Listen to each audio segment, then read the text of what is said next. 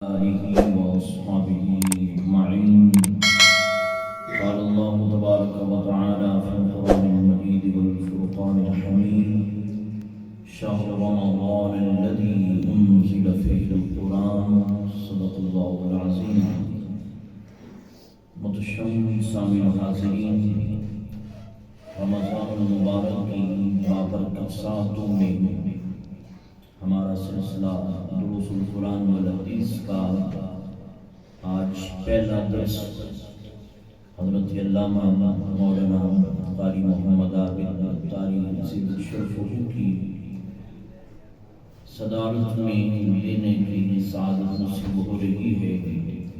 یہ رمضان المبارک کا بابرکت مہینہ، اس کی عظمت، فضیلت اور روزے کی برکات کے عنوان سے چند معروضات آپ کے گوش گزار کرنے کی کوشش کریں گے. اللہ پاک عمل کی توفیق نصیب فرمائے. یہ رمضان کا مہینہ کہ ہمارے پاس اللہ کی طرف سے ایک مہمان کے طور پہ اس طرح مہمان آتا ہے، اپنے ساتھ برکتیں، رحمتیں لاتا ہے. یوں ہی رمضان اپنے ساتھ رحمتیں، برکتیں لایا ہے. رسول اکرم نے ارشاد فرمایا: اذا فتحت ابواب الرحمہ، جب رمضان کا مہینہ آتا ہے تو رحمت کے دروازے کھل جاتے ہیں، جہنم کے دروازے بند کر دیے جاتے ہیں اور شیاطین کو زنجیروں میں جکڑ کر قید میں ڈال دیا جاتا ہے. اور رمضان المبارک جب آتا ہے تو اپنے ساتھ بخشش کی بشارت لاتا ہے. حضور اکرم نے ارشاد فرمایا: ان الجنت تزخرف لرمضان من رأس الحول الى حول قابل. آپ کے پاس کوئی مہمان آئے تو آپ اس مہمان کے لیے سجاوٹ کرتے ہیں، ڈیکوریشن کرتے ہیں. تو فرمایا رمضان کی آمد پر بھی اللہ پاک جنت کو سجاتا ہے. پورا سال جنت کو سجایا جاتا ہے. رمضان کی آمد پر، رمضان کے استقبال میں وہ جنت جو خود اتنی حسین ہے کہ آج تک جنت جیسا حسن کسی آنکھ نے دیکھا نہیں. آج تک جنت جیسی حسین چیز کا تذکرہ کسی کان نے سنا نہیں. اور جنت جیسا حسین خیال ہمارے دلوں میں گزرا نہیں. وہ جو جنت ہماری سوچوں سے زیادہ حسین ہے، اسے رمضان کے استقبال میں سارا سال سجایا جاتا ہو تو سوچئے جنت سج کر کتنی روزے داروں کے لیے حسین جمیل بن جائے گی. آج دوسرا روزہ ہے. رسول اکرم نے فرمایا جب رمضان کا پہلا روزہ ہوتا ہے، پہلا دن رمضان کا آتا ہے، حبت ریح تحت العرش من ورق الجنہ علی الحور العین، کہ عرش الہی کے نیچے سے ایک ٹھنڈی اور خوشبودار ہوا چلتی ہے اور وہ ہوا جنت میں پہنچتی ہے. پھر جنت کے باغوں، جنت کی گلیوں سے ٹکراتی ہوئی جنت کی حوروں کی چہروں تک پہنچتی ہے. تو جب وہ ٹھنڈی خوشبودار ہوا جنت کی حوروں تک پہنچتی ہے تو اس ہوا کے پہنچنے سے حوروں کو یہ اندازہ ہو جاتا ہے کہ یہ جو ٹھنڈی خوشبودار ہوا چلی ہے یہ رمضان المبارک کے استقبال اور آمد بھی چلی ہے. تو وہ جنت کی حوریں ہاتھ اٹھا کے دعا کرتی ہیں کہ باری الہ، جو تیری خاطر رمضان کے روزے رکھیں گے ان کو ہمارا خامد بنا دے. ادھر آپ روزہ رکھتے ہیں، رمضان کا پہلا روزہ، ادھر جنت کی جنتی آپ کو مانگ رہے ہوتے ہیں. ہم یہاں بیٹھ کے دعا کرتے ہیں مولا ہمیں جنت عطا کر. جب ہم روزے رکھتے ہیں تو جنت اور جنت والے ہمیں مانگ رہے ہوتے ہیں مولا جو تیری خاطر رمضان کے روزے رکھنے والے ہیں ان کو ہمارا خامد بنا دے، جنت کا مکین اور جنت کا حقدار بنا دے. حضور اکرم صلی اللہ علیہ وسلم یہ سنت مبارکہ تھی کہ جب رمضان کی آمد ہوتی تو آپ رمضان کے استقبال میں خطبہ دیتے، اس کے اندر رمضان کے روزے کی فضیلت، رمضان کی عبادات کی فضیلت بیان ہوتی۔ آپ فرماتے یا ایھا الناس قد اظلکم شہر عظیم شہر مبارک۔ آپ فرماتے لوگوں تمہارے اوپر ایک بڑا ہی رحمت اور برکت والا مہینہ سایہ فگن ہونے کو ہے، اور اس مہینے کی برکت یہ ہے، آپ نے فرمایا من تقرب فیہ بخصلۃ من الخیر، رمضان کی یہ برکت اور شان یہ ہے کہ جو رمضان مبارک میں کوئی ایک نفلی کام کرتا ہے اللہ پاک اس کو فرض کتنا اجر و ثواب ادا کرتا ہے۔ آپ رمضان میں نفلی صدقہ دیں، آپ کو فرض کتنا ثواب ملے گا، آپ کوئی نفلی نماز پڑھیں، آپ کو فرض کتنا ثواب ملے گا۔ اور فرمایا ومن ادى فریضۃ کان کمن ادى 70 فریضۃ فیما سواہ، جو رمضان میں فرضی کام ہوتا ہے اس کا اجر ثواب 70 گنا بڑھ جاتا ہے۔ یعنی آپ رمضان کا ایک فرضی روزہ رکھتے ہیں تو اللہ پاک آپ کو 70 روزوں کا اجر و ثواب عطا کرتا ہے۔ آپ رمضان میں کوئی ایک فرضی نماز پڑھتے ہیں تو آپ کو 70 نمازوں کا اجر و ثواب ملتا ہے۔ اور آگے تو جہاں نے ارشاد فرمایا، ایک تو ہے نا روزہ رکھنا تو بڑی فضیلت کی بات ہے جو آگے میں چل کے عرض کرتا ہوں۔ اگر کوئی شخص خود روزہ رکھے اور ساتھ کسی روزے دار کا روزہ افطار کروا دے تو یہ بھی بڑی فضیلت معاب بات ہے۔ آپ صلی اللہ علیہ وسلم نے فرمایا من فطر صائما، جو رمضان میں کسی روزے دار کا روزہ افطار کروا دیتا ہے تو فرمایا اس کے لیے 3 ثواب ہیں، اس کے لیے 3 انعام ہیں۔ کیا کیا؟ فرمایا کان مغفرۃ لذنوبی، جو کسی روزے دار کا روزہ افطار کرواتا ہے تو یہ جو افطاری کرانے والا ہے اللہ اس کے گناہوں سے اسے معافی عطا کرتا ہے۔ اور دوسرا وعتق رقبۃ من النار، اور یہ جو افطاری کرانے والا ہے اسے بھی جہنم سے آزاد کر دیا جاتا ہے۔ اور اس کے لیے تیسرا انعام کیا ہے؟ فرمایا کان لہ مثل اجرہ، جتنا روزہ رکھنے والا اجر ثواب پاتا ہے اتنا ہی افطاری کرانے والا بھی اجر و ثواب کا حقدار ٹھہرتا ہے۔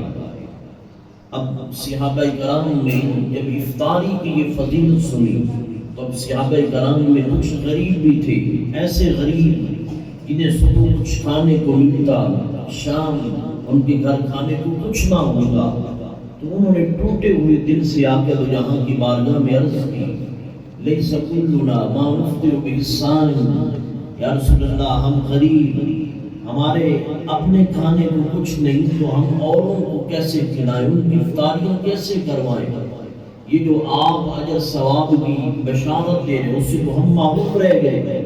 آقا دو جہاں نے اپنے صحابہ کی دلجوئی کرتے ہوئے فرمایا یعطی اللہ هذا الثواب من فطر على مسقط لبن او شربت، آپ نے فرمایا کہ جو میں تمہیں اجر ثواب بتا رہا ہوں روزے کی افطاری پہ، یہ اجر ثواب اسے بھی ملتا ہے جو کسی روزے دار کی افطاری ایک کھجور سے کرتا ہے، پانی کا ایک قطرہ پلاتا ہے، دودھ کا ایک گھونٹ پلاتا ہے۔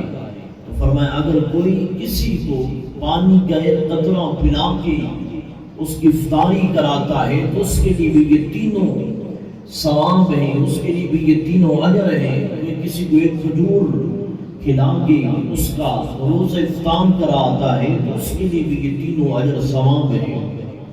آگے آپ نے ارشاد فرمایا ومن اشبع صائما سقاه الله من حوض شربۃ، فرمایا کہ اگر کوئی کسی روزے دار کو پیٹ بھر کر کھلاتا ہے پلاتا ہے، اچھے انداز سے اس کی افطاری کا بندوبست کرتا ہے، تو فرمایا ایسے شخص کو کل قیامت کے دن میں محمد اپنے ہاتھوں سے حوض کوثر کا جام پلاؤں گا، جو میرے ہاتھ سے ایک بار حوض کوثر کا جام پی لے گا، پھر قیامت کے تپتے میدان میں جب سورج 1.25 میل پہ کھڑا آگ برسا رہا ہوگا، انسانیت تو سینے میں ڈبکیاں لے رہی ہوگی اور زبانیں خشک ہو کر کانٹا بن چکی ہوں گی، فرمایا یہ لوگ جب میرے ہاتھوں سے حوض کوثر کا جام پی لیں گے پھر ان کی ساری پیاسیں، ان کی ساری سختیاں، مشکلیں ختم ہو جائیں گی اور پھر انہیں کبھی بھی پیاس کا احساس نہ ہوگا۔ تو محترم سامعین و حاضرین، جب روزے کی افطاری کرانا اتنا فضیلت والا کام ہے تو سوچئے روزہ رکھنا کتنا فضیلت والا کام ہوگا۔ اس حوالے سے بات 2-3 حدیثیں آپ کی گزار کرتا ہوں کہ جو روزہ رکھتا ہے اللہ کی رضا کے لیے، اس کے لیے یہ ہے کہ وہ جہنم سے آزاد کر دیا جاتا ہے۔ آقا دو جہاں نے فرمایا من صام یوما ابتغاء وجہ اللہ بعد اللہ من جہنم کبعد غرام طائر وهو فرح حتی مات غریما۔ آپ نے فرمایا جو اللہ کی رضا چاہنے کے لیے رمضان کا نہیں، فرمایا نفلی روزہ رکھتا ہے۔ دیکھیے جب نفلی روزے کی یہ فضیلت ہے تو فرضی روزے کی شان کالم کیا ہوگا۔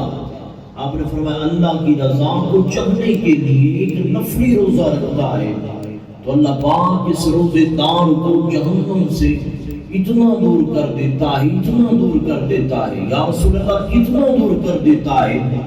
آپ نے ایک مثال سے دوری سمجھائی۔ آپ نے فرمایا جیسے کوا پیدا ہوا، جس دن وہ کوا پیدا ہوا اسی دن وہ کوا اڑنا شروع کر دے گا۔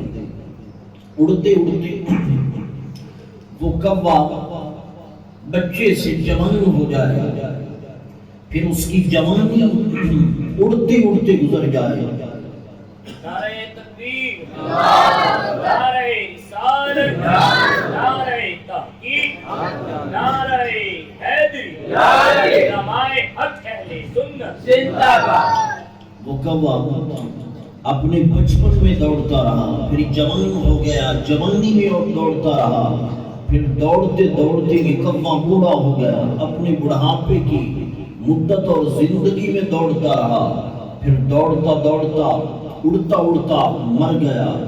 آقا دو جہاں نے فرمائے یہ کوا جو اپنی پیدائش کے دن سے اپنے مرنے تک جتنی اس نے پرواز کی، جتنی اس نے اڑان بھری، جتنا اس نے سفر طے کیا، فرمایا قیامت کے دن اتنا سفر روزے دان کے اور جہنم کے درمیان ہوگا۔ یعنی روزے مطلب یہ ہے کہ روزے دان کا جہنم میں جانا تو درکنار جہنم سے کوسوں دور کر دیا جائے گا۔ محترم سامعین و حاضرین، روزے کی ایک فضیلت یہ ہے کہ روزہ ہمیں جنت میں داخل کرتا ہے، جہنم سے دور کرتا ہے۔ آقا دو جہاں نے فرمایا ان فی الجنت بابا یقال له الریان یدخل منه الصائمون۔ فرمایا جنت کا ایک دروازہ ہے جس کا نام ہے باب الریان، تر و تازگی والا دروازہ۔ فرمایا یہ جو باب الریان ہے، یہ جو تر و تازگی اور شادابی والا دروازہ ہے، اس سے روزے دار گزریں گے۔ ویسے تو جنت کے 7 دروازے ہیں، ایک کا نام ہے نماز والا دروازہ جس سے نمازی گزریں گے، ایک ہے حج والا دروازہ جس سے حاجی گزریں گے، لیکن جو روزے والا دروازہ ہے اس کا نام عبادت کے نام پہ نہیں ہے، عبادت کی جزا کے نام پہ اللہ نے اس کا نام رکھا ہے، تر و تازگی والا دروازہ۔ کیا مطلب کہ جب روزے دار جنت کے اس دروازے میں پہنچے گا، جو اس نے پیاسے، جس نے تپتے دوپہروں میں گرمیاں جیتی ہوئی، روزے کی خاطر جو بھوکے صحیح ہوگی، اس کا اجر اور ثواب اسے جنت کے دروازے میں دے دیا جائے گا۔ ریجان کا معنی تر و تازگی، جب یہ جنت کے دروازے میں پہنچے گا، اس کی ساری پیاسیں، اس کی ساری مشکلیں ختم کر کے اس کو تر و تازہ کر دیا جائے گا، اسے شادان کر دیا جائے گا۔ باقی روزے کا جب تو اس نے آگے جنت میں داخل ہو کر پانا ہے، لیکن اس روزے کی ایک جزا اسے جنت کے دروازے میں دے دی جائے گی۔ علماء فرماتے ہیں وہ دروازے میں جزا کیا ہوگی؟ کہا وہ یہ ہوگی کہ جنتی روزے دار ادھر جنت کے دروازے میں قدم رکھے گا، جنت کے بہاریں، جنت کے نظارے بعد میں ہوں گے، یہ جنت کے دروازے میں قدم رکھتے ہی اس کے سامنے رب رحمان کا جلوہ ہوگا، رب فرمائے گا میرے بندے جنت کے نظارے بعد میں دیکھنا، جس رب کی خاطر بھوکا رہا، پیاسا رہا، گرمیوں کی شدتوں کو برداشت کرتا رہا، اس رب رحمان کا جلوہ پہلے دیکھ لے۔ تو متشم سامع و حاضرین، یہ میری یہ آپ کی خوش قسمتی ہے کہ یہ رمضان کا مبارک مہینہ ہمارے پاس سایہ فگن ہے۔ ہم جتنا ہو سکے رمضان المبارک کے فیوز و برکات سے اپنے دامنوں کو بھریں، تلاوت قرآن سے، نماز تراویح سے، ذکر اذکار سے، تاکہ ہمارے لیے یہ رمضان کا روزہ قبر کا بھی ساتھی ہو، قیامت کے دن کا بھی ساتھی ہو۔ آقا دو جہاں نے فرمایا الصیام والقرآن یشفعان للعبد، قیامت کے دن جب دوست یار چھوڑ جائیں گے، سارے تعلق والے منہ موڑ جائیں گے، فرمایا یہ اللہ کا قرآن اور رمضان یہ قیامت کے دن بندوں کی شفاعت کریں گے۔ جنہوں نے قرآن پڑھا ہوگا، سنا ہوگا، ان کے قرآن شفاعت کرے گا۔ جنہوں نے رمضان کے روزے رکھے ہوں گے، روزے داروں کو افطاری کروائی ہوگی، تو فرمایا ان کی شفاعت رمضان کا مہینہ کرے گا۔ متشم سامع و حاضرین، بڑی خوشی ہوتی ہے یہاں آ کر پہلے قبلہ پیر صاحب علیہ رحمت تھی، اللہ پاک ان کو غریق رحمت فرمائے، اور ان کے بعد قبلہ عابد بھائی انہوں نے ماشاءاللہ ایک سلسلے کو جاری و ساری رکھا ہوا ہے، ان کے رونقوں کو بحال کرنے کے لیے کوشاں ہیں، اللہ پاک انہیں مزید برکتیں عطا فرمائے۔ بڑی خوشی ہوتی ہے، انہوں نے ناظرے کا سلسلہ تقریباً 80 کے لگ بھگ بچے ناظرہ پڑھنے والے ہیں، فزیکل کی کلاس بھی شروع کر رکھی ہے، اور یہ علاقے کی بھی اور وقت کی بھی ضرورت ہے، تو آپ جتنا ہو سکے ان کے ساتھ ہر حوالے سے تعاون کریں، تاکہ یہ جو ایک خدمت دین، خدمت قرآن کا سلسلہ ہے، اس کو یہ مزید آگے بڑھائیں۔ آپ کی خدمتیں، آپ کی محبتیں اتنی ہیں ماشاءاللہ بے مثال ہیں، لیکن مزید اپنا محبتوں، عقیدتوں کا سلسلہ اس ادارے کے ساتھ، اس مسجد کے ساتھ اور قبلہ صاحب ان کے ساتھ آپ جاری و ساری رکھیں۔ اللہ پاک آپ کو تمام جہان کی، دونوں جہانوں کی عظمتیں، رفعتیں اور برکتوں سے مالا مال